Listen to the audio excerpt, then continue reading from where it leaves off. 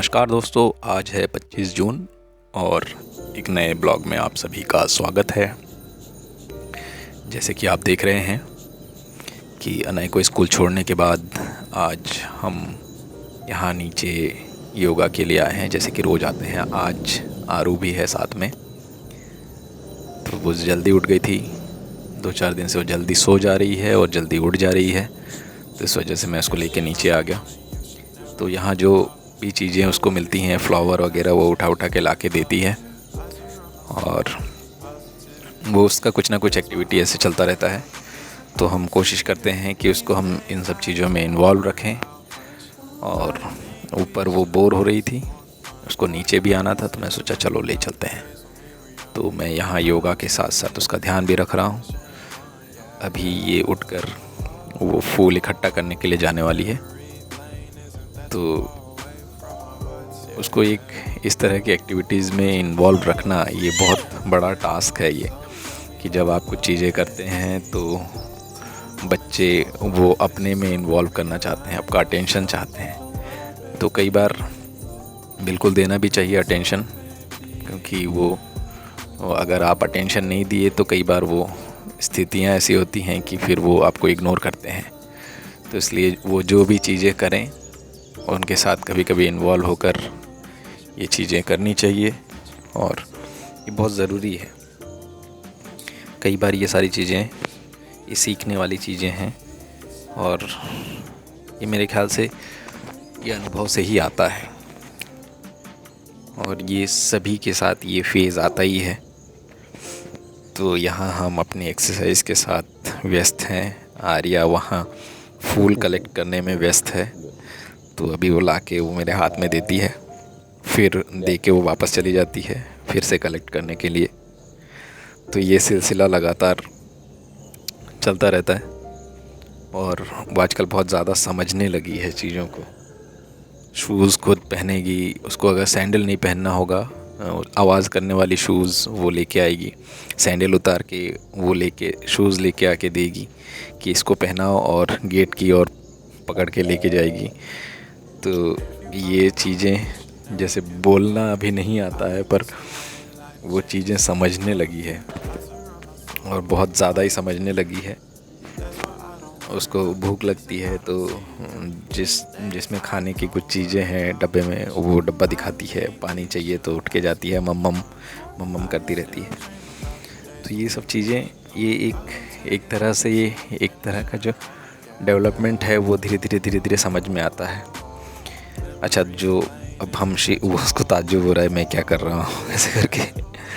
तो ये शीर्षासन करने से जो ब्लड सर्कुलेशन है वो सर की ओर जाता है, और उसके बाद आपको सीधे खड़ा होना रहता है, फिर उसके बाद आपको शवासन करना होता है। तो ये चीज़ें पापा मुझे बता देते कि इस तरह से करना चाहिए, और उसके बाद आपको लेट जाना चाहिए। तो आपके गर्दन में काफ़ी रिलैक्स मिलता है, और जिनसे नहीं हो पाता है वो ज़बरदस्ती करने की ज़रूरत नहीं है। धीरे धीरे करेंगे तो ज़रूर होता जाएगा। तो ये कुछ चीज़ें हैं, कुछ आसन्स हैं जो मेरे ख्याल से जितना आसानी से हो जाए उतना आसानी से कर लेना चाहिए। और आप 4-5 दिनों से देख ही रहे होंगे कि ये योगा के वीडियोज़ आ रहे हैं, काम के वीडियोज़ नहीं आ रहे हैं। तो काम एक अलग स्टेज पर है, उसमें भी थोड़ा सा फाइनल टच देने की ज़रूरत है। तो वो भी हम आपको दिखाएंगे। नया काम शुरू हुआ है, वो भी दिखाएंगे।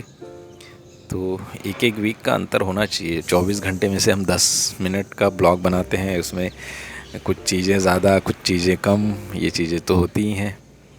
तो कोशिश करते हैं कि हम थोड़े चीज़ों को 10-10 सेकंड 20-20 सेकंड में ये करने का, बट वो वीकली वो करते हैं। वीक में इस वीक में ये, उस वीक में वो।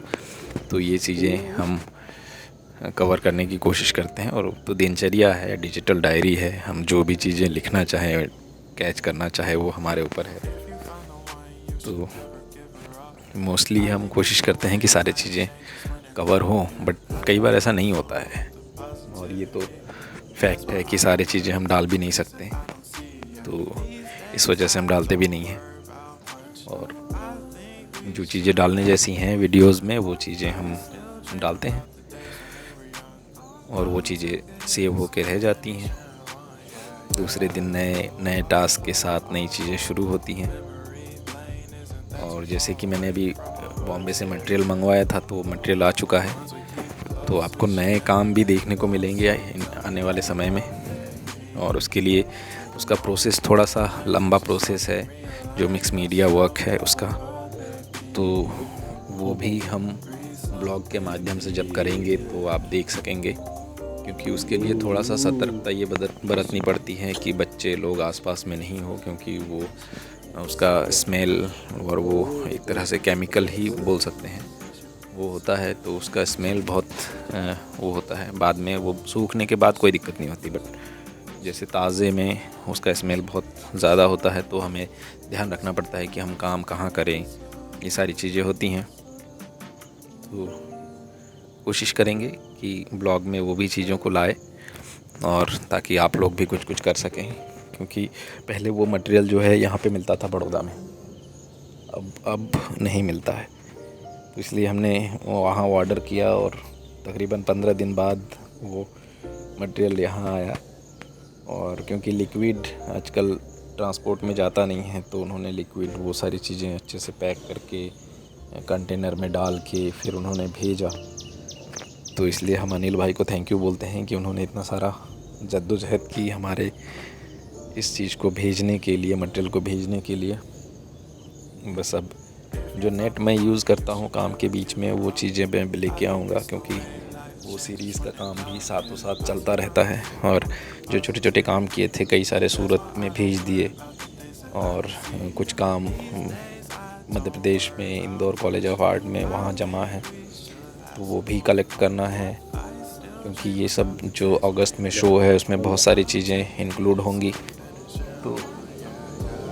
तो ये जो चीज़ें हैं ये कलेक्ट करने के बाद फिर उसके बाद उसका पूरा एक प्रोफाइल तैयार किया जाएगा, PDF तैयार किया जाएगा, उसका एक एक्सेल शीट तैयार किया जाएगा कि उसको किस तरीके से अरेंजमेंट करना है, क्योंकि शो के पहले बहुत सारी तैयारियां होती हैं जो कि करनी पड़ती हैं, और PDF के साथ साथ फिर एक्सेल शीट,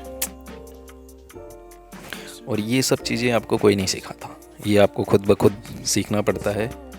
कि जब आप एक शो प्लान कर रहे हैं तो उसमें फ्रेमिंग से लेकर उसका स्पेसिंग, उसमें कितने काम आप हैंग करने वाले हैं, किस तरीके से हैंग करने वाले हैं, कहाँ हैंग करने वाले हैं, लाइटिंग, फिर उसका जो कॉन्सेप्ट नोट है वो चीज़ें, तो वो अभी लिखना बाकी है, क्योंकि वो मैं तो हिंदी में लिखने वाला हूँ, बाद में उसको ट्रांसलेट करवाया जाएगा। तो ये सब चीज़ें हैं, और फिर कितने काम डिस्प्ले होने हैं, कौन इनॉग्रेशन करने वाला है, कितने गेस्ट लिस्ट तैयार करना है, ये सारी चीज़ें होती हैं।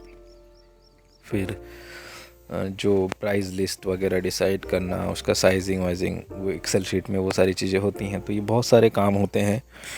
एक शो प्लान करना व उसको फ्लोर पर लाना, ये कोई आसान काम नहीं होता है।